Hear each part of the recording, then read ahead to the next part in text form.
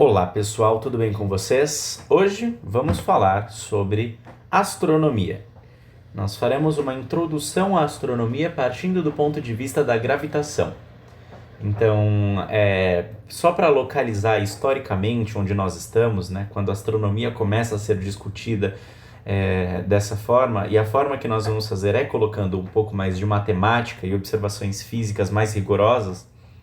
A astronomia ela começa a ser estudada melhor dessa forma lá por volta no final do século XVI, metade do século XVII, que é quando surgem as principais leis de astronomia trazidas justamente pelo astrônomo alemão chamado Johannes Kepler, que viveu entre 1571 e 1630 e formulou 3 leis básicas do movimento planetário.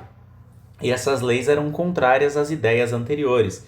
E as ideias anteriores eram de que, por exemplo, a Terra era um objeto estático e que os planetas orbitavam ao redor dela. O Sol, a Lua e etc. orbitavam em volta da Terra e a Terra era parada. Também acreditava-se que a Terra era plana e tudo mais. Mas, por sorte, isso não é mais um pensamento recorrente, assim esperamos, né? Bom, quanto às leis de Kepler, então, ele formulou essas leis baseado nas observações do astrônomo Tycho Brahe, que anotava basicamente qual era a posição de cada astro no céu em cada período do ano.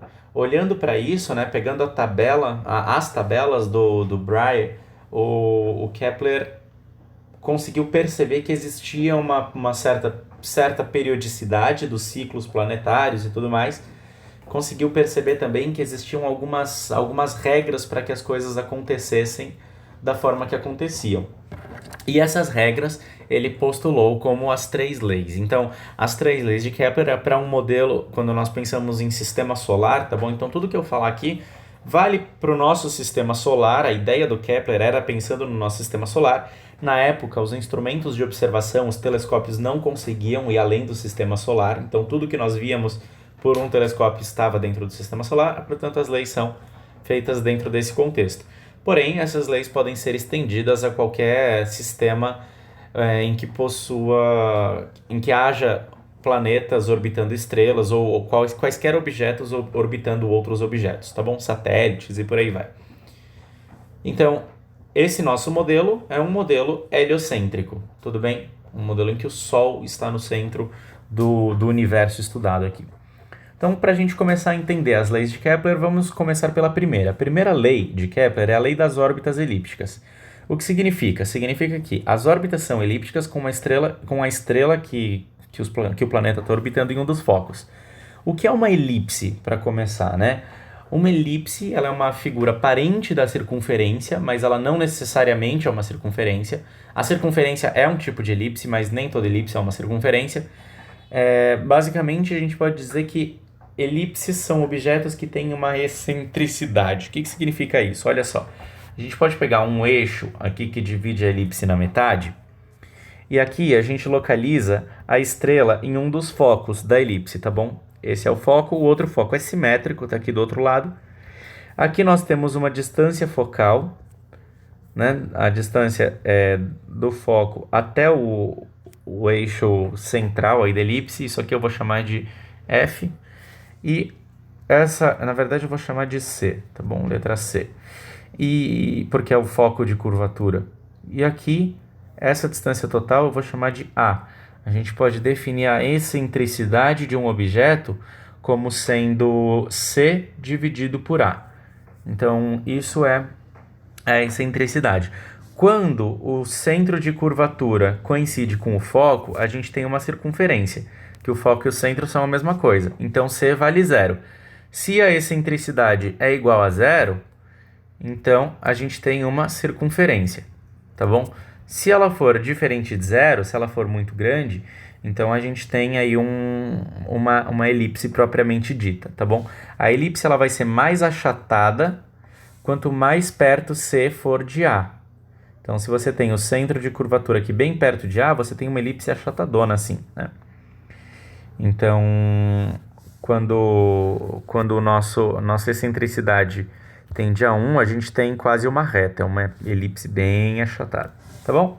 Então as órbitas, elas são elípticas, sempre desse jeito. Algumas são quase circunferências, a órbita da Terra, por exemplo, é quase uma circunferência. E só para a gente entender o que estamos falando aqui, né, vamos localizar alguns elementos aqui. Como a gente está falando do Sol, o Sol a gente chama de Hélios, tá? Então, tudo que é referente a Sol a gente chama de Hélios. O sistema com o Sol no centro é o sistema heliocêntrico, por exemplo. Então, quando nós estamos muito afastados do Sol, aqui nesse ponto, nós chamamos de afélio, que é o ponto mais distante, tá bom? E quando estamos muito próximos do Sol, no ponto mais perto dele, esse ponto é chamado de periélio, tá? Periélio. Então, afélio e periélio são as localizações da órbita em termos de proximidade do Sol, proximidade ou distanciamento do Sol. Então, a primeira lei de Kepler diz que toda órbita é elíptica. Isso é baseado em observação, tá bom? A segunda lei de Kepler é a lei das áreas. O que significa essa lei das áreas, né?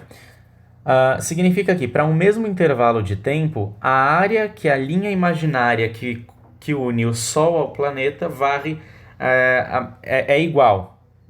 Eu vou mostrar para vocês isso num desenho aqui. Então, imagina que nesse momento nós temos o nosso planeta vindo daqui até aqui, num intervalo de tempo. Eu vou falar que para percorrer esse pedaço, o intervalo de tempo é igual a ΔT, tá bom?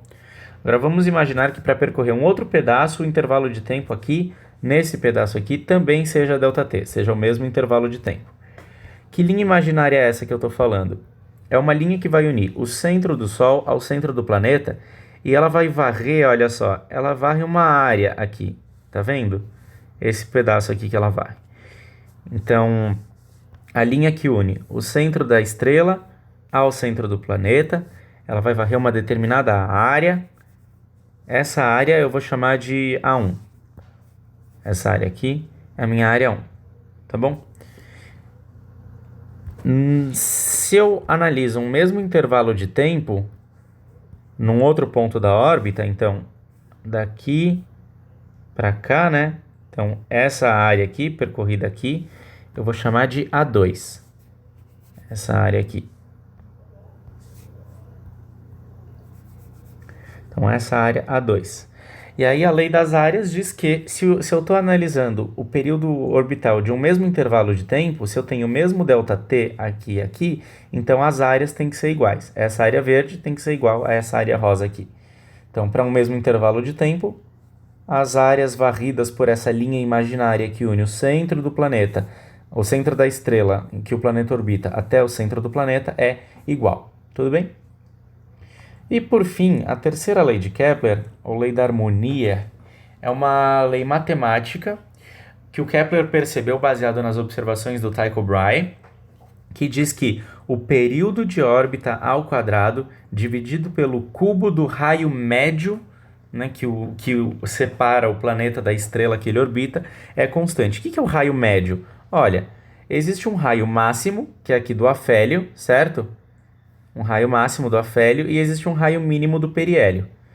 Então, o raio médio, ele nada mais é do que o raio máximo mais o raio mínimo. Eu vou chamar o raio do afélio mais o raio do periélio dividido por 2, né? É uma média, certo? Então, é isso que significa. E esse T grande aqui é o período orbital. O que é o período orbital? O período orbital é o tempo que o planeta leva para partir de um ponto da órbita e voltar para o mesmo ponto da órbita, tá bom? No nosso caso, na Terra, o nosso período orbital ele é bem conhecido, é 1 ano, certo? O período orbital da Terra são 365 dias e 6 horas. Então essas são as 3 leis de Kepler apresentadas da forma como Kepler apresentou. Newton, né, o matemático e físico inglês Sir Isaac Newton, ele observou os trabalhos do Kepler e ele decidiu melhorar algumas coisas. Então, por exemplo, o que o Kepler tinha percebido era que essa relação era uma constante. Newton queria determinar que constante era essa. Partindo dessas outras leis e de suas próprias observações, Newton chegou a uma conclusão, a uma relação matemática que dava a força de atração entre 2 objetos. Então, existe aquela história, né, aquela história apócrifa que Newton estava sentado sob uma macieira, quando de repente caiu uma maçã na cabeça dele, ele teve a ideia da gravitação, mas a ideia anedótica é mais ou menos a seguinte: Newton percebeu que uma maçã caía de uma árvore e era atraída pela Terra, então deveria existir uma força que puxava essa maçã para a Terra, certo? Newton já tinha então pensado nas 3 leis do movimento. Se a maçã estava em repouso e depois deixava de estar em repouso, pela primeira lei de Newton, deveria haver uma força atuando sobre ela. Então essa força era causada pela Terra. E aí Newton pensou, poxa, a força que está puxando essa maçã deve ser a mesma força que está mantendo a Lua na nossa órbita. Porque o que está causando essas forças é o mesmo objeto, é o planeta Terra. Então Newton começa aí a formular uma teoria de gravitação para todos os corpos celestes. É a teoria de gravitação universal, que mais tarde se tornou a lei de gravitação universal, porque ele deu uma formulação matemática bastante sólida. Então, o que é essa lei de gravitação universal? A lei de gravitação universal era a seguinte, né? Newton, analisando um sistema físico de 2 corpos, onde nós temos aí uma estrela e um planeta, por exemplo, ele disse que a força que surgia, né, lembrando que é uma ação e reação, então se surge de um lado, surge do outro também, a força que surgia, ela devia ser proporcional às massas e inversa ao quadrado da distância. Então a distância entre os 2 centros dos planetas aqui eu chamei de R, as massas eu chamei de M1 e M2, e o que Newton dizia é que essa força gravitacional, ela devia ser proporcional. Então, por ela ser proporcional, ele introduziu uma constante de proporção. Essa constante ele chamou de constante de gravitação universal, tá? A constante de gravitação universal. E aí ele disse que era igual a uma constante, então, vezes a massa da estrela, vezes a massa do planeta, dividido pelo quadrado da distância que separava o planeta da estrela. Eu vou chamar de R12 porque é a distância que separa o corpo 1 do corpo 2, tá bom? Ao quadrado, desse jeito. E aí, só por convenção de sinais, né?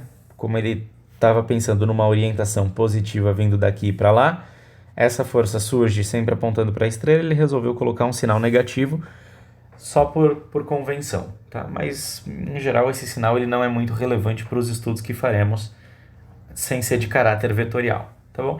Então essa é a força gravitacional, como ela realmente deve ser, como ela realmente se apresenta. Tudo bem?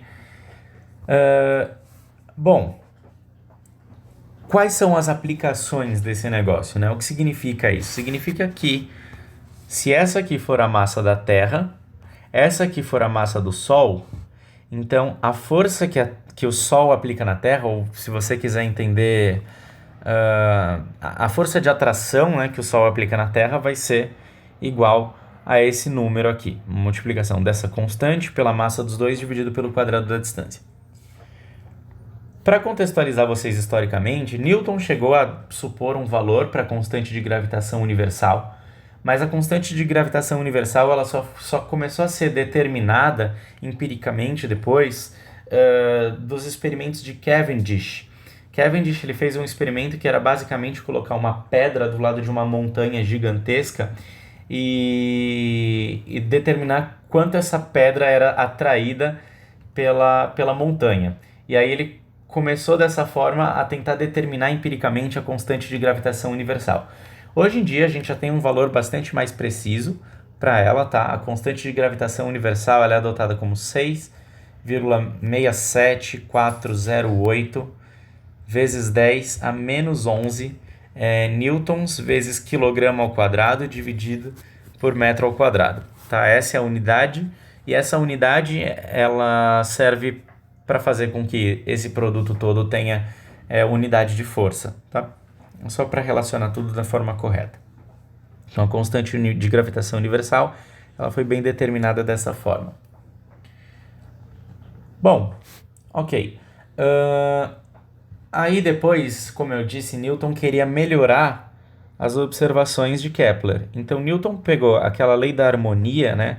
A lei da harmonia, que é essa daqui, que dizia que o período ao quadrado dividido pelo raio ao cubo, o raio médio ao cubo era constante.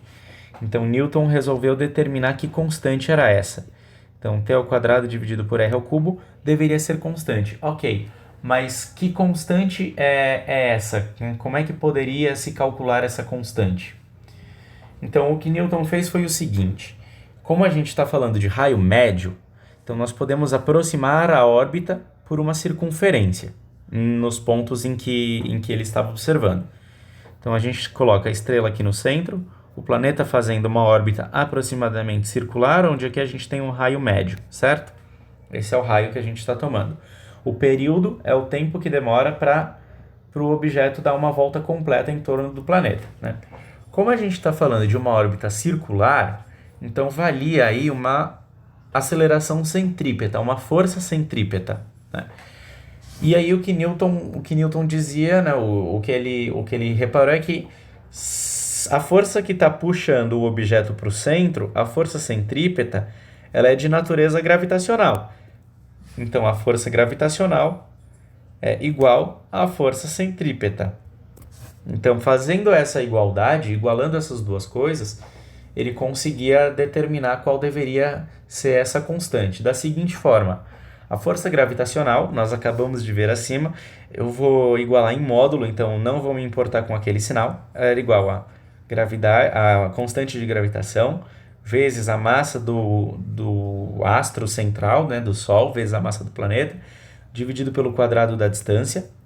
E isso deveria ser igual à força centrípeta, que por sua vez é igual à massa do planeta, vezes a velocidade dele ao quadrado, dividido pelo raio médio, né, pela distância desse jeito. Manipulando essa conta, conclui-se, aliás, eu deixo isso para vocês fazerem como exercício, então dá uma pausa no vídeo, pega o seu caderno e tenta verificar isso que eu estou dizendo.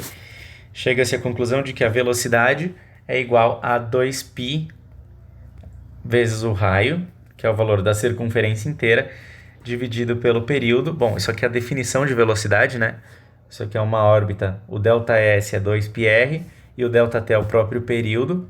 Usando isso aqui, né? Usando a velocidade como sendo assim, você pode aplicar isso nessa fórmula e ver que a conclusão é que, olhando aqui, né, colocando a velocidade ao quadrado e tudo mais, você chega à conclusão de que G vezes M, a massa do Sol, eu posso cortar esse M com esse M, dividido por R, porque eu posso cortar esse quadrado com esse R aqui, né?